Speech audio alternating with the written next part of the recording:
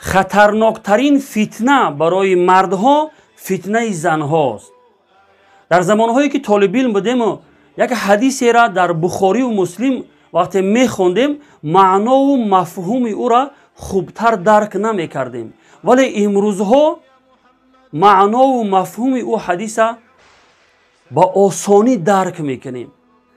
در روایت بخاری و مسلم آمده است که جناب رسول الله صلی الله علیه و سلم میفرماید برای مردها بعد خودم فتنه را ضرر آورتر خطرناکتر از فتنه زنان نگذاشتم. یعنی فتنه زنها برای مردها خیلی خیلی ضررآور و خطرناکتر است.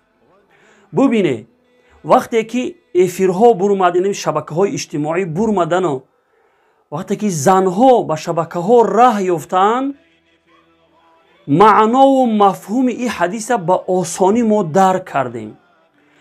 وقتی میبینیم که یک زن افیر ده میبروید، همین یک زن 200-300 نفر مرد در گرد خودش جمع میکنه. همین 200-300 نفر مرد عاقل یک زن ضعیف با خودش جذب میکنه. ببینه که چقدر فتنه ضررآورتر و خطرناکتر است. وقتی که این چیزها را که میبینیم معنا و مفهوم این حدیث پیامبر خدا صلی الله علیه و سلم با آسانی درک میکنیم که فتنه زنها اینقدر خطرناکه برای مردها. مردهایی که در افیر همین زنها میدروید و افیر همین خیلی زنها را شما آباد میکنه، از الله بترسه.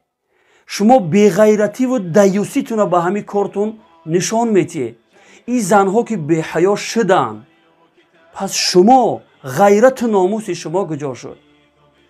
سعید بن مسیب که از کبار تابعینه میفرماید من به سن 80 سالگی رسیدم ولی تا حال از فتنه زنها خوف دارم. خطرناکترین فتنه که من میترسم فتنه زنها میگه.